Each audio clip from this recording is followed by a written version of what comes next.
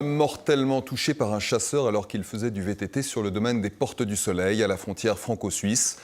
Le drame survenu il y a quelques jours a suscité un grand débat sur les risques de la chasse. En France, près de 200 000 personnes ont déjà signé une pétition pour l'interdire le week-end. En Suisse, beaucoup s'inquiètent pour leur sécurité lorsqu'ils sont en forêt. Le reportage de Jérôme Galichet avec Anastasia Ross. Ce sont ses toutes dernières images.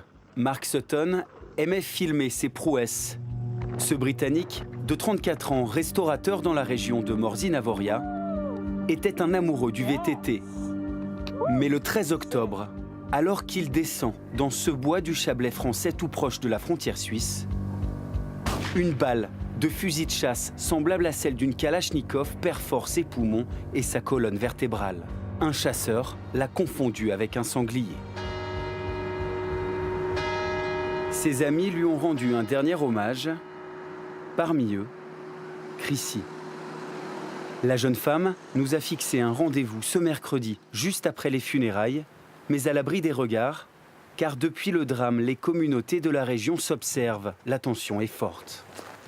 Quand vous vous imaginez en train de faire votre passion, votre loisir préféré, vous êtes dans un rush d'adrénaline, vous êtes sur votre vélo, vous êtes le roi du monde. Et c'est une injustice parce que sa vie a été prise au moment où il était le plus heureux dans sa vie. Et sur une erreur humaine.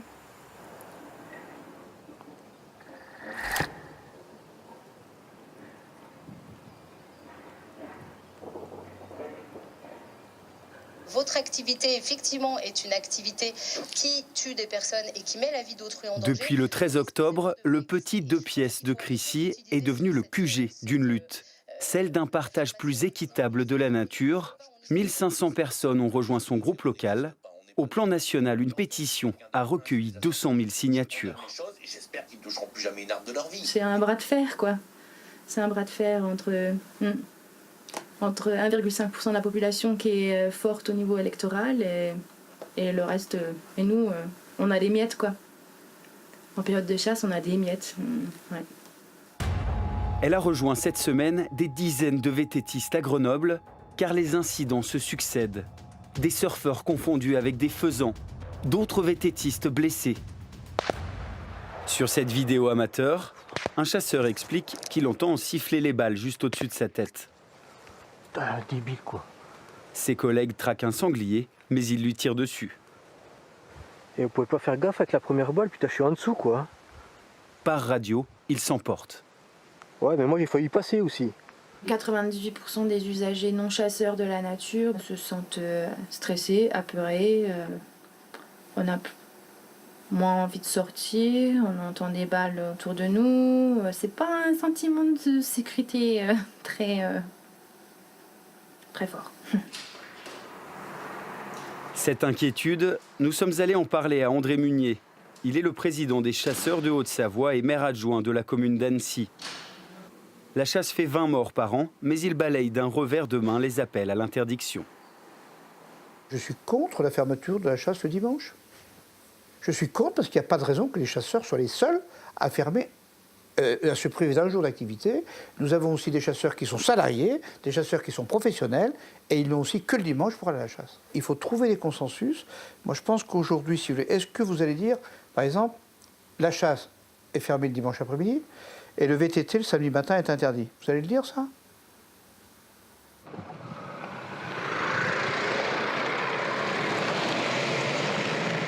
La crispation touche maintenant nos campagnes. Stéphane Métro est garde-faune. Depuis le drame en France voisine, il reçoit des dizaines de téléphones de gens inquiets et à peine sa tournée entamée, les questions fusent. Il n'y a pas attention aux chasses ou quelque chose? Non, alors ça, dans le canton de Vaud, il n'y a pas. On n'avertit pas que la chasse est un cours. Par contre, vous savez que la chasse, elle est ouverte. C'est affiché au pilier public. Donc là, vous pouvez vous renseigner de ce côté-là. Okay. Mais ils peuvent tirer, ou c'est des endroits où les gens se promènent? Alors ici, la zone, elle est ouverte. Vous avez entendu des chasseurs dans la région? Non, mais j'ai vu des voitures là-bas, puis ça m'a fait un peu souci, ouais, effectivement. D'accord. Qu'est-ce qui vous fait souci Bah, de prendre une balle ou n'importe, ma foi, il y a toujours des accidents. Et puis là, alors, sur un vélo, bon, ben, je suis jaune. Voilà, vous êtes tout jaune, on vous voit. Très bien. Vous êtes pas quand même, il vous a pas rassuré non plus.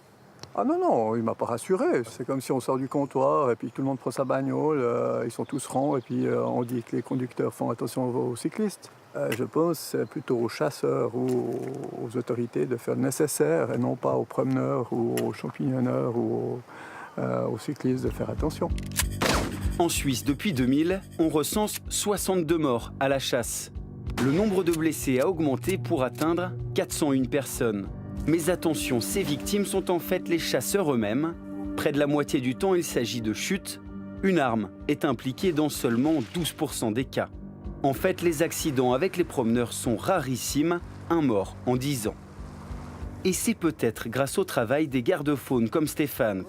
Bonjour, salut. Comment vas-tu? Ça va et toi? Et ça?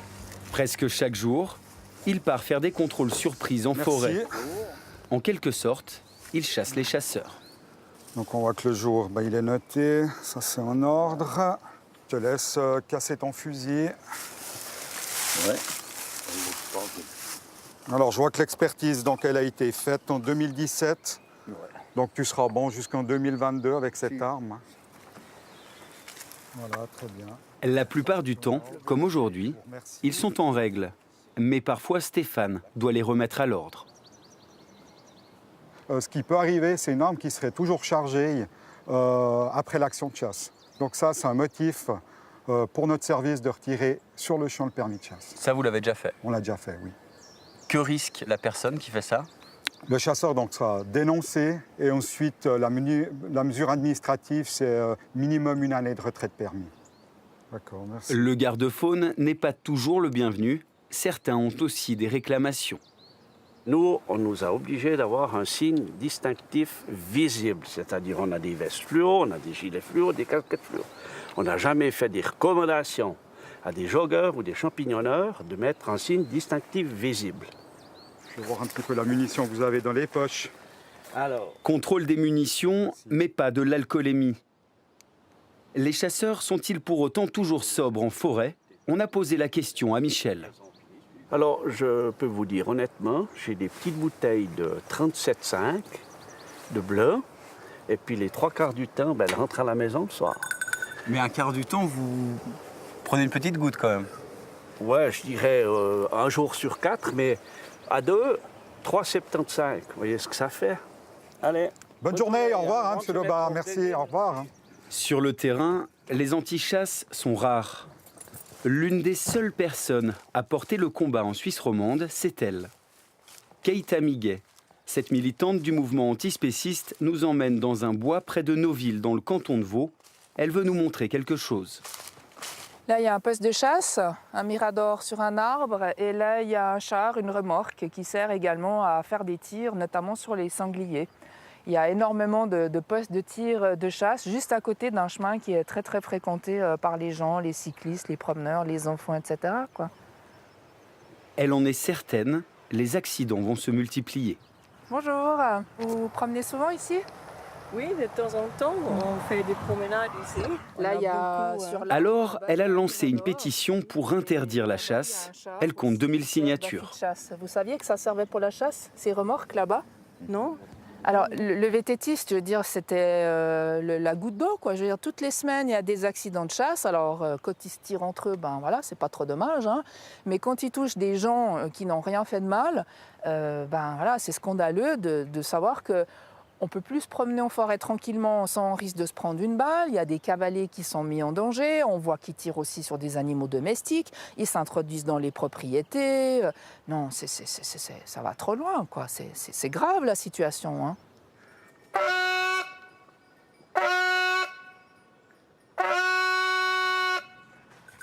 Pourtant, la chasse est déjà très réglementée en Suisse. Interdite le dimanche, autorisée sous certaines conditions le samedi. Ces chasseurs vaudois ont l'habitude de voir du monde en forêt. Bonjour. Nous sommes tout près de Lausanne. L'objectif du jour, c'est le chevreuil. Quand on fait de la chasse, quand il y a un animal qui va arriver, qu'on sait qu'il arrive, on a quand même les pulsations qui montent. Quand on appuie, on doit d'abord soigner son cou, c'est la première chose. Pas tirer délibérément sur un animal sans essayer de bien le viser.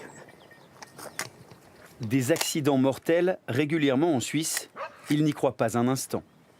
On compare la Suisse et la France, on compare un système d'acquisition de permis de chasse sur 2 jours et demi et 1 heure d'examen avec 10 questions, à 1 année et demie avec 10 journées obligatoires, des cours tous les lundis soirs au printemps, des examens de tir à refaire tous les 5 ans, ce qui n'est pas du tout le cas en France. Donc on a un degré de formation qui est quand même beaucoup plus élevé que ce qui se passe chez eux.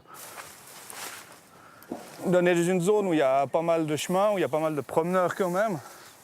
On doit quand même être particulièrement vigilant à partir du moment qu'on doit lâcher un coup de feu. En forêt, il y a de la place pour tout le monde. Donc que ce soit VTT, coureurs, chevaux, chasseurs, on a tous une place à avoir là-dedans. Après, il faut juste que, entre gens intelligents et civilisés, à mon avis, on arrive tous à se mettre d'accord et puis à trouver la place de chacun là au milieu. Le débat sur la chasse revient régulièrement sur la scène politique. Genève l'a interdite en 1974. Le mois dernier, les Zurichois ont voté sur une initiative populaire visant l'interdiction, rejetée à plus de 80%.